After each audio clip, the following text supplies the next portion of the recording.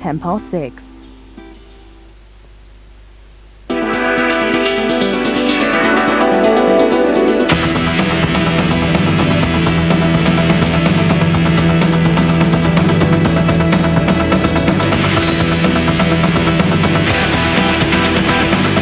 Hello, Cybernet's back with me, Steve Truitt. Prepare for a fantastic adventure.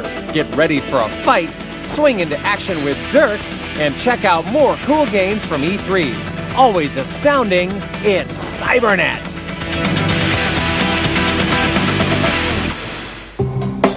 Let's kick off this week's show with Phantasy Star Online, an adventure title so big it transcends the very console on which it is played. The series has already given us some awesome RPG games, but now the Xbox takes Episode 1 and 2 to the next level. Beginning its illustrious life on the now-defunct Sega Dreamcast system, Phantasy Star Online, the first ever online RPG console game, has traveled to the GameCube and now finally to the Xbox.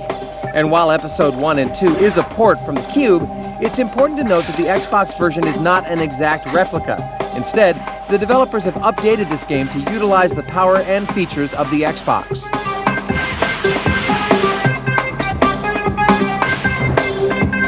For those not in the know, Phantasy Star Online is exactly that, a fantasy game meant to be played online. Here you'll create your character and have him set out on a quest to help find his people a new home. The story isn't really too important, however, because the true fun comes in exploring this seemingly endless land and meeting or battling its inhabitants. And of course, the longer you play and complete objectives, the more powerful you'll eventually become.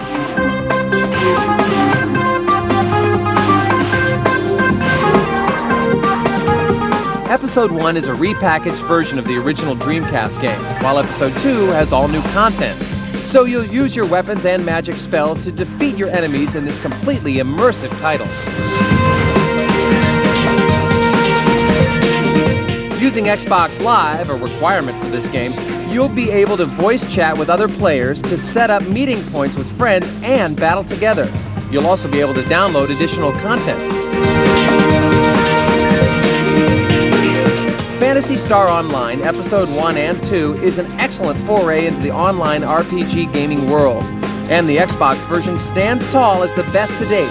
It's nice to see an awesome game find a home wherever it goes, and it is a testament to the forward thinking of the late great Dreamcast system.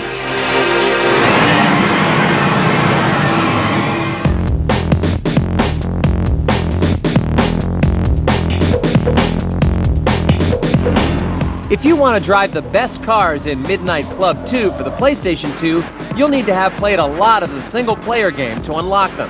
That is, unless you have your trusty mechanic Cybernet here to help you out. So grab a pen and jot down this cheat. At the cheat screen, enter in the Collector as one word. That's lowercase t, h, e, capital C, O, L, L, E, C, T, O, and R.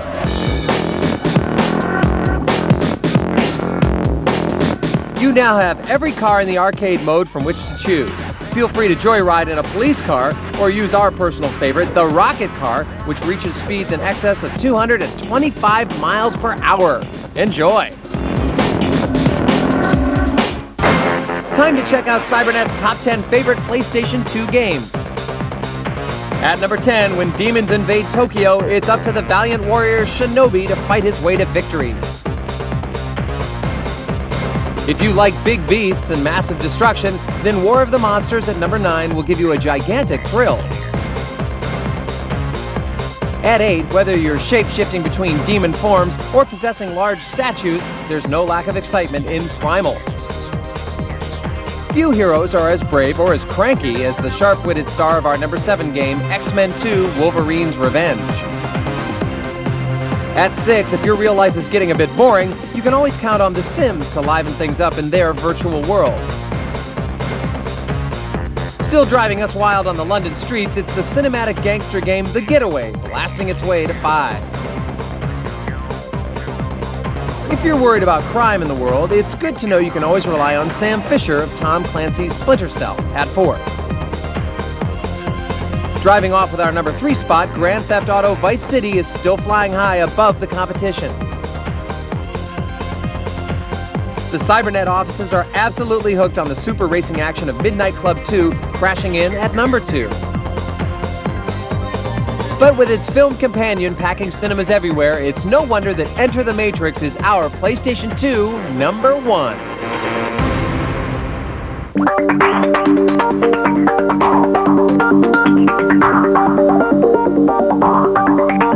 We're back in Los Angeles with more sensational coverage from this year's Electronic Entertainment Expo, the world's biggest video game convention. This year's E3 was filled to the rafters with an amazing array of games, as well as some crazy characters and jaw-dropping surprises. The last time we gave you updates on the big three, Sony, Microsoft, and Nintendo. So today we'll showcase the cream of the crop from all the major third-party publishers.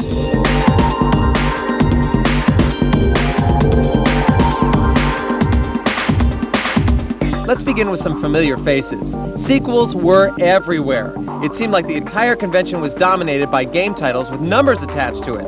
One follow-up that received a tremendous amount of positive buzz was Soul Calibur 2, that looks to outdo the original, which was hailed as one of the best weapon-based fighters ever.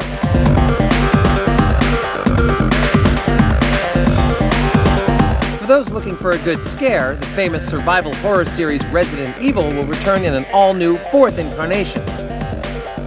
Another fright-filled series that's set to return is Castlevania, finally making its next-gen debut in Lament of Innocence. Anyone who ever played the old Atari system will be thrilled to know that Pitfall Harry, their favorite risk-taking explorer, will soon be back for a walk on the wild side. 2 mega franchises are heading to the GameCube as exclusive releases. The Final Fantasy series will appear in a role-playing game called Crystal Chronicles, while Cube owners can also look forward to a Metal Gear Solid adventure called The Twin Snakes. But PS2 and Xbox owners will also have reason to cheer as Sonic the Hedgehog makes his debut on those systems in Sonic Heroes. Fortunately, the convention also featured many new concepts and original characters, such as this nifty platform game called Billy Hatcher and the Giant Egg. Other titles that caught our eye were Sphinx and the Shadow of Set, an epic fantasy adventure that will appeal to those who enjoy Zelda-style games, and Tak and the Power of Juju, which takes place in an ancient tribal world where magic rules the land. One of the major trends at this year's E3 was the use of licensed properties from film, television, and comic books. Not surprisingly, the Star Wars games led the way with another impressive lineup of upcoming releases, although 2 titles in particular captured our attention. Rogue Squadron 3 Rebel Strike for the GameCube looks unbelievable and may turn out to be the best Star Wars game ever. Another game which could potentially be stunning is the massive online RPG Galaxies, where you'll have the ability to control a character in the Star Wars universe. Another film gearing up for its online debut is The Matrix, where you'll have the chance to connect directly to the web and fight as the One. Other licensed properties that caught our eye included the game, based on the upcoming film that's based on the ride at Disneyland, Pirates of the Caribbean. One of the fastest rising stars on TV is Jennifer Garner, whose hit show Alias is being adapted as a combat-heavy spy game. And we were thrilled to see our first images of Tron 2.0, which is based on the futuristic cult hit from 2 decades ago. There was also an excellent selection of animated TV and film properties being developed as games, including the dazzling new Pixar movie Finding Nemo. Also on the way are new games starring SpongeBob SquarePants and the gang from Futurama. The biggest surprise of the bunch, though, was Wallace and Gromit, who will soon be breaking out of their clay mold to star in their own adventure. One of the most prominent genres in the game industry continued to flex its muscles at E3, action. While True Crime Streets of LA looks to take the Grand Theft Auto formula to Los Angeles, Full Spectrum Warrior strives to become the most realistic squad-based tactical action game ever. But the most original action title went to a game called 13, which features cel-shaded graphics. If this year's E3 is any indication, the months ahead should be an exciting time for game fans. So stay tuned to Cybernet, and we'll make sure we give you the full report on all these great games once they're released. Catch you later.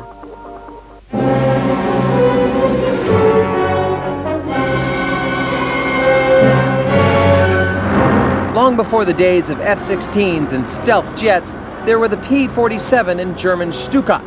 Ancient by comparison, but in the day, they were the zenith of technology. These aircrafts took part in some of the most decisive battles of World War II. Now, game players will be able to take to the skies with these legendary planes in IL-2 Sturmovik Forgotten Battles. Those who remember the first game in the series will recall a flight simulator that emphasized combat over flying. Just pick the country you want to fight for, the plane you want to pilot, and take off to fly the not-so-friendly skies.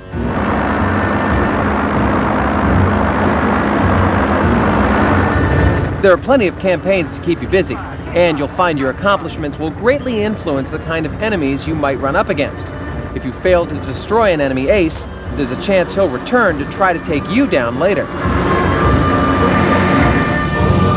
The controls are smooth and are easy to master, though not so much that it becomes a bore for more advanced aircraft fans.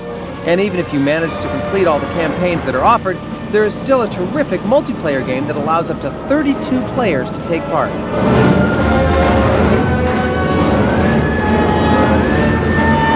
Flight Sim fans will be happy to know IL-2 is the game you are looking for.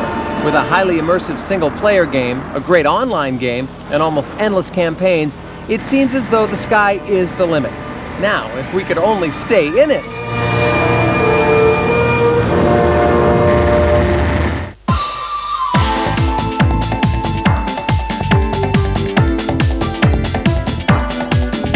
If you've been ruling the night as a silent and deadly ninja in Tenchu 3 Wrath of Heaven for the PS2, but still need a little more excitement, not to worry, because Cybernet is here to spice up this title in the multiplayer mode. So grab a pen and jot down this fun cheat.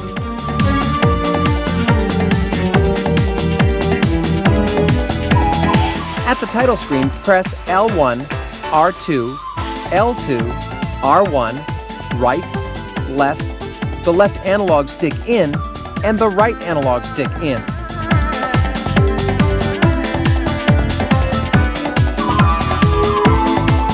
You've just unlocked some pretty crazy characters who you can use to fight.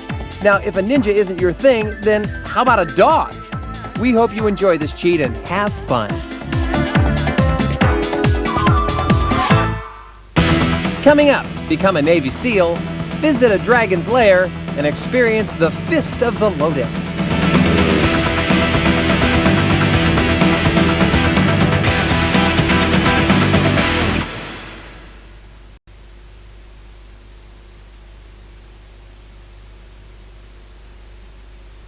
Take a leap on Saturday night. Brand new shows. Bring it on. A brand new lineup. Because the sky's the limit on ITV1. Unbelievable. It's brand new. Super Saturday.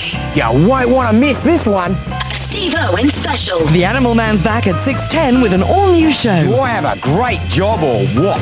Brian Conley in Judgment Day. This show is all about judging people. I've been round your ass! Yes, I am. The very first Judgment Day is at 7:15. Brand new The Vault.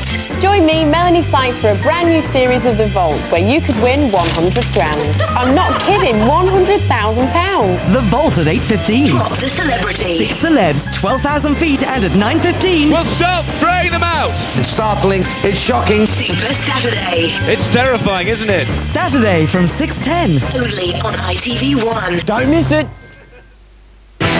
Welcome back to part 2 of Cybernet.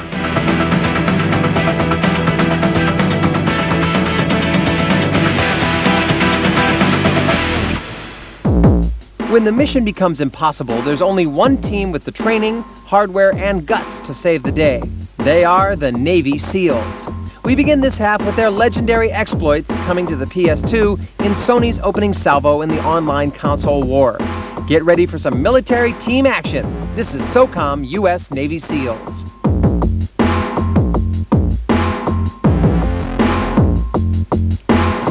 Taking a page from Tom Clancy brand games like Ghost Recon and Splinter Cell, SOCOM is a tactical shooter that emphasizes teamwork over firepower. Your missions will range from search and rescue to reconnaissance and demolition in such locales as Thailand, Turkmenistan, and the Congo. And since you have the controller, I guess we don't need to tell you who's in charge.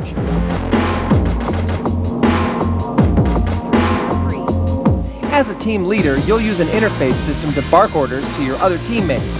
Your success and the lives of everyone on your squad rest in your hands. You'll decide whether they hold position or open fire, stay silent, or ambush the unsuspecting enemy. Every decision can be your last, so focus and strategy are the name of the game, especially in a location as dense as the jungle where the enemy can attack from any direction.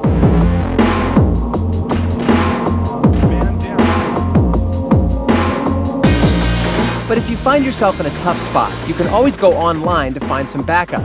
SOCOM is one of the first Sony games to allow you to play with up to 16 other players online. Best of all, a headset is included with the game, similar to the one Xbox Live users wear, that lets you verbally communicate with your teammates via the internet. However, sometimes a real comrade in arms is less predictable than an AI-controlled one, so you might want to watch your own back.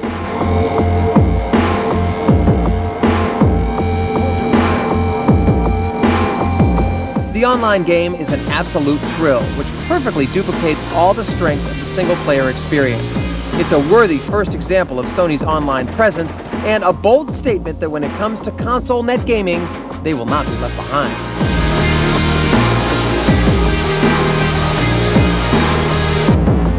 SOCOM U.S. Navy SEALs proves it is possible to compete with the Tom Clancy series of games. It's a smooth, immersive title that perfectly combines action and strategy.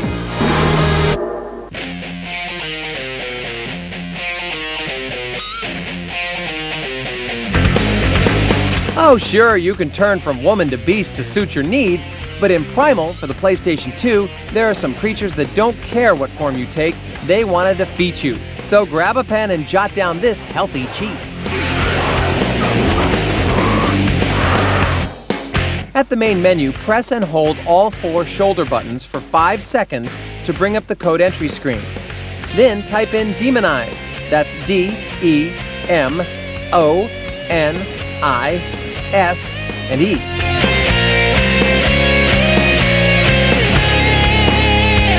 Now it doesn't matter how primal you get, because we've just made you invincible. That's right, move from place to place, dispatching your enemies without a care in the world. Enjoy, and keep watching Cybernet for more awesome cheats.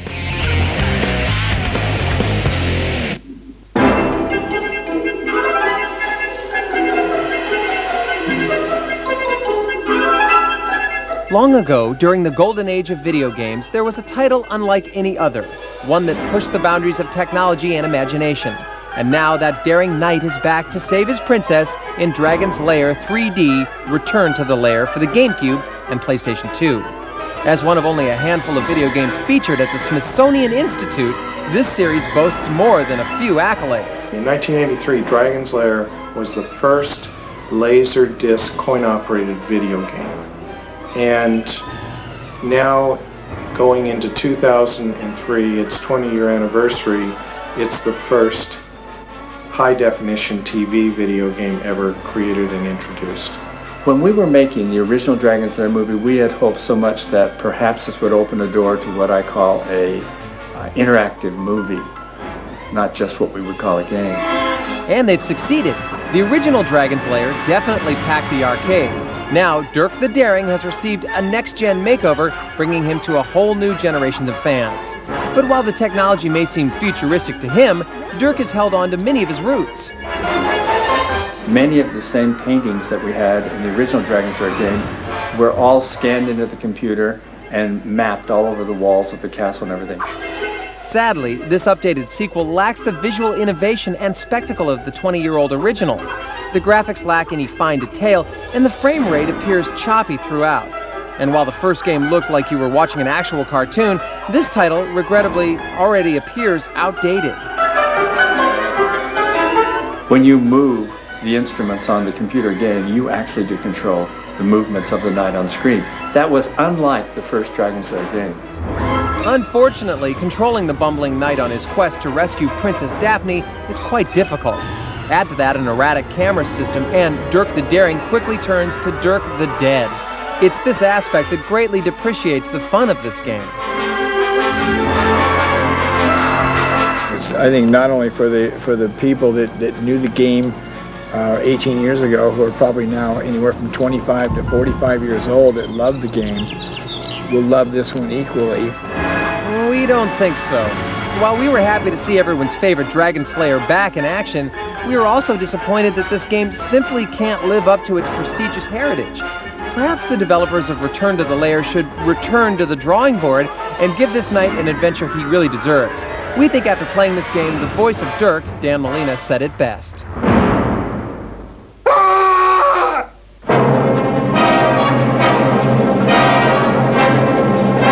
Join us now as we re-experience those thrilling days of yesteryear when creatures were big, budgets were small, and men in crummy-looking costumes stomped on plastic sets. It's time for War of the Monsters for the PlayStation 2, our game of the week.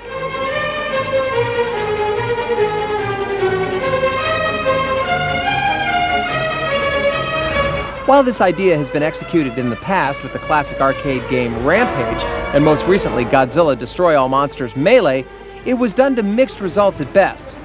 So, does War of the Monsters unleash a triumphant roar, or does it crumble our hopes and dreams for the ultimate creature feature fighting game? The 3D maps are huge and surprisingly detailed, complete with screaming crowds and destructible buildings. But unlike other Monster Mash games, the environment interaction doesn't end there.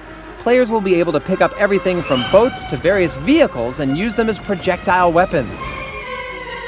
There's a story mode for each character and some fun mini-games to keep things from getting too repetitive.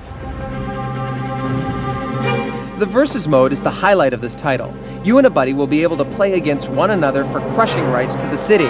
And while this mode initially starts off in a split screen, it actually switches to full frame when the two fighters get close to one another, allowing you a better overall view of the damage. It's this aspect that has made War of the Monsters one of our fighting game favorites. Ultimately, this game succeeds at its ambitions. There are loads of great characters to select from, and they all feature their own specialties. Plus, the control system really lets you take full command of your creature. If you crave destruction and chaos without all the pesky cleanup, War of the Monsters is just the game for you, and that's why it's our Game of the Week.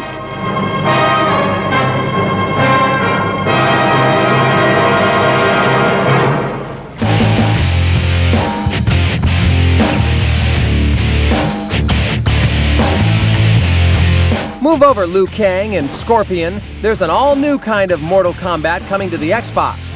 Many might think the fighting genre has nothing new to offer, but here's one that promises to be the most realistic brawler yet. This is Tao Fang, Fist of the Lotus for the Xbox. A war is raging between two fighting sects on the streets of New China. The Pale Lotus, who defends goodwill and harmony, and the Black Lotus, who serve a much darker purpose.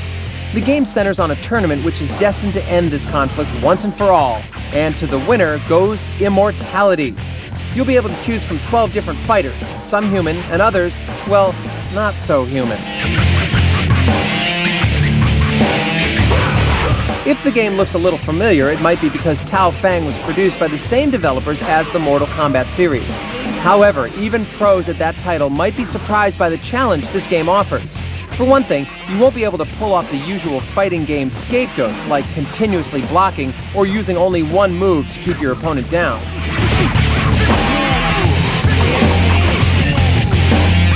The AI is top-notch, making the single-player game actually a challenge, which is a rarity even in some of the best fighting titles.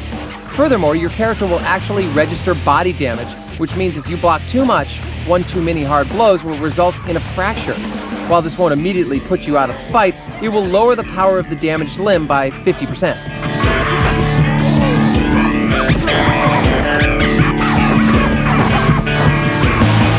However, the game is not without its faults. While advanced gamers will appreciate the sharp fighting AI, others are likely to become frustrated by the sheer difficulty of the game. Furthermore, this game's camera is slightly flawed, and at times it can switch perspectives so rapidly it causes some pretty fatal mistakes. Despite those few weaknesses, Tao Fang is a worthy opponent for fighting fans. We predict it's a smash franchise in the making. Your lesson is over. It was my pleasure serving as your master. And it was our pleasure presenting you with another edition of Cybernet. Our time is over too, but we'll be back soon with even more fantastic games and features from around the world. Don't forget to keep in touch via email. So until next time, here's more fun in the sun with those fabulous gals from Dead or Alive Extreme Beach Volleyball. Compliments of Cybernet.